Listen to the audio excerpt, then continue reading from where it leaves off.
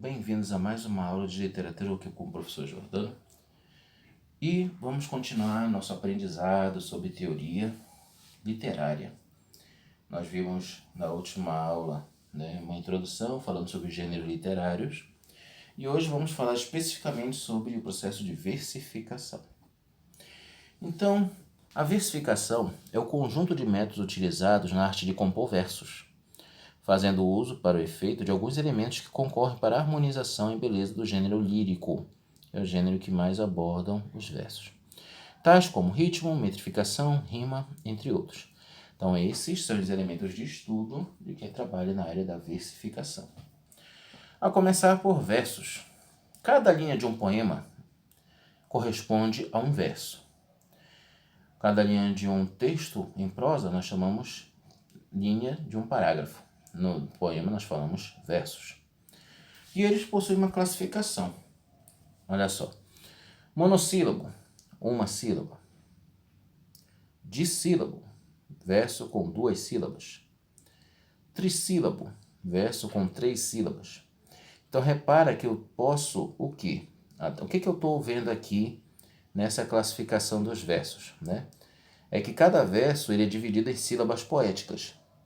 E quando eu faço a contagem das sílabas poéticas, eu vou ter esses nomes aqui, tá? Então, reparem que vai até o dodecassílabo, que são versos com 12 sílabas, também chamado de versos bárbaros, né? São versos que possuem 12 sílabas poéticas, versos longos, vamos dizer assim, né? Um verso comum, ele leva de 5 a, no máximo, 7 sílabas poéticas. Os mais trabalhosos, por exemplo, os românticos, eles trabalhavam muito versos com 10 sílabas poéticas, eles tinham muito o que escrever. Outros não, já trabalhavam com uma média de 4, 5, mas não era uma regra.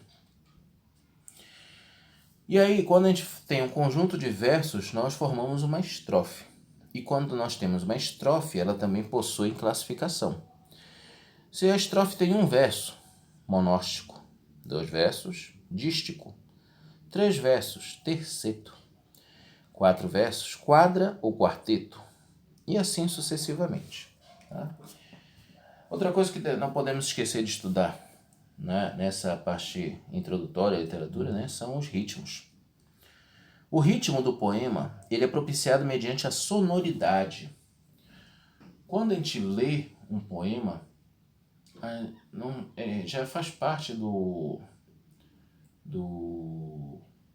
intelecto, da psique humana, que um poema ele carrega em si um traço de musicalidade, um ritmo, para você ler um poema. Você não pode ler como um texto comum, um texto em prosa. Não é assim que a gente lê um poema.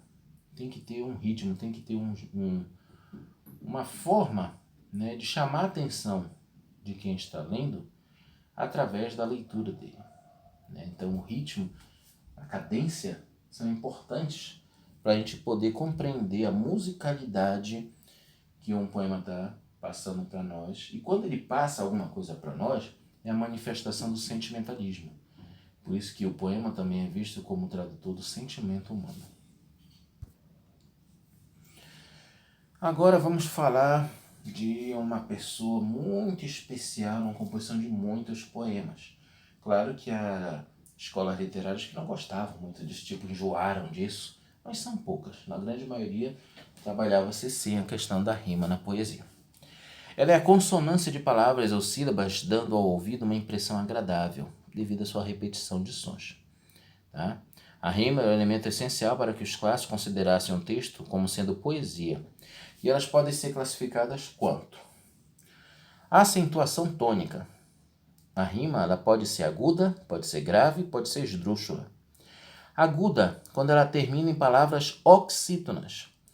Onde canta o sabiá? Sabiá, uma palavra oxítona. Oxítona, a sílaba tônica está na última sílaba. Grave, quando ela é paroxítona. Quando junto de mim Teresa dorme, dorme, dorme. Paroxítona, uma rima grave. Ou ela pode ser esdrúxula, quando ela é uma palavra proparoxítona.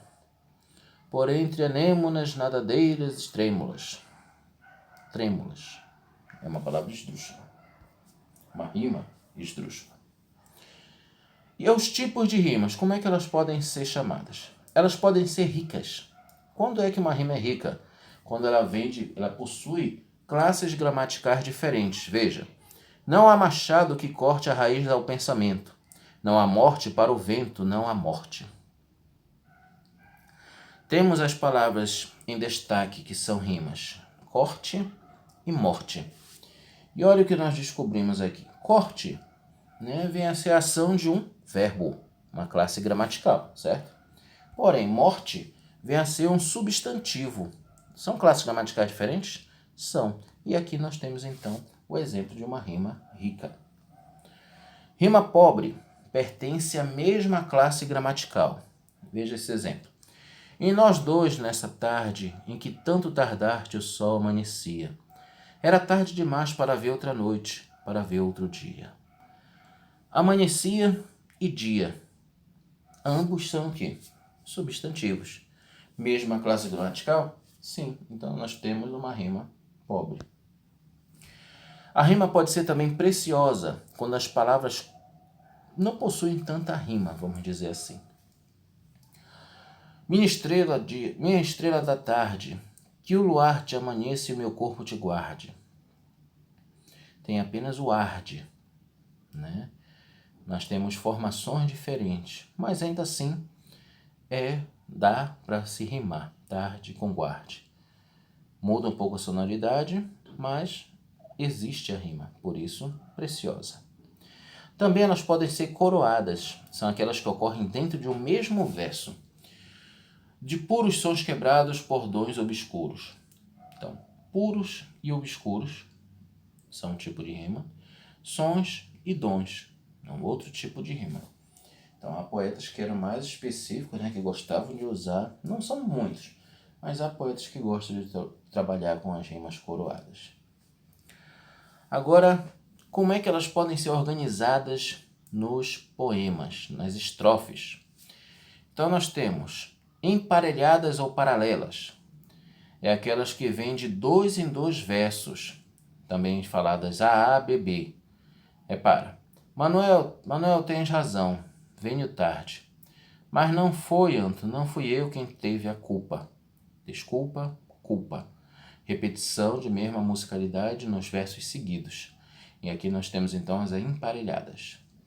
Cruzadas, é uma sim e uma não. Porém, senhora, partem tão tristes meus olhos por vós, meu bem, que nunca tão tristes vistes outros nenhuns por ninguém. Tristes, vistes, bem, ninguém. Elas estão alternadas. Daí o nome.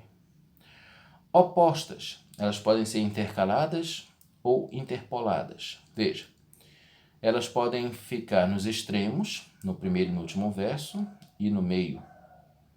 Então fica A, B, B, A, né? Por isso intercaladas, né? Elas podem ficar uma, digamos, dentro da outra, né? Essas seriam as opostas. Temos as continuadas, que consistem na mesma rima por todo o poema, né? Então aqui nós temos um trecho de um poema que ele tem essa forma, né? A, B, A, B, A, B, C, C.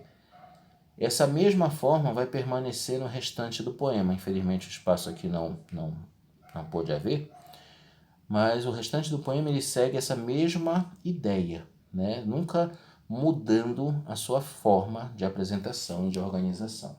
Essas são as rimas continuadas. Misturadas são aquelas que não seguem uma esquematização regular.